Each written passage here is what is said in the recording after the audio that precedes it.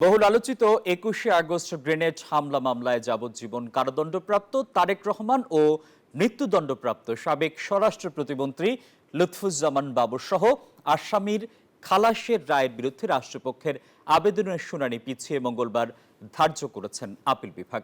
রোববার ২১শে আগস্ট মামলার রায়ের বিরুদ্ধে রাষ্ট্রপক্ষের লিভ টু আপিল শুনানির জন্য কার্যতালিকায় ছিল। আপিল বিভাগ জানায় তারা মামলাটি মঙ্গলবার শুনবেন। গত ১২ জানুয়ারি বহুল আলোচিত ২১শে আগস্ট গ্রেনেড হামলা মামলায় যাবজ্জীবন কারাদণ্ডপ্রাপ্ত তারেক রহমান ও মৃত্যুদণ্ডপ্রাপ্ত সাবেক স্বরাষ্ট্র প্রতিমন্ত্রী লুৎফুজ্জামান বাবর সহ আসামিদের খালাস দেন হাইকোর্ট। পর্যবেক্ষণে হাইকোর্ট জানান, মামলাগুলোর বিচারিক আদালতের রায় অবৈধ, কারণ তা অবৈধ উপায়ে দেয়া হয়েছে। এই রায়ের বিরুদ্ধেই লিভ টু আপিল করে রাষ্ট্রপক্ষ। বান্ডেল থাকলে প্রতি সেনমানিতে টাকা বাঁচবে।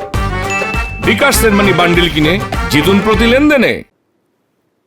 আজকের অনারেবল প্রিজাইডিং জাজ সাহেব বললেন যে এই মামলার গ্র্যাভিটি এবং গুরুত্ব ইত্যাদি বিবেচনা করে আমরা যেটা মনে করছি সেটা হলো যে যদি অনারেবল চিফ জাস্টিস সাহেবের প্রেজেন্সে উনি যদি বেঞ্চ প্রিজাইড করেন, যদি ওনার প্রেজেন্সে হয়, তাহলে আমার মনে হয় যে এটা ভালো হবে। এখনও আমরা মনে করি যে যদি এটা আমরা শুনানি করতে পারি এবং কোর্ট যদি ভালো করে কাগজপত্র ইত্যাদি নিশ্চয়ই দেখবেন এবং আমরা আমাদের খালাস যেটা আগে হয়েছিল ওটাই বহাল থাকবে, এটাই আমাদের প্রত্যাশা।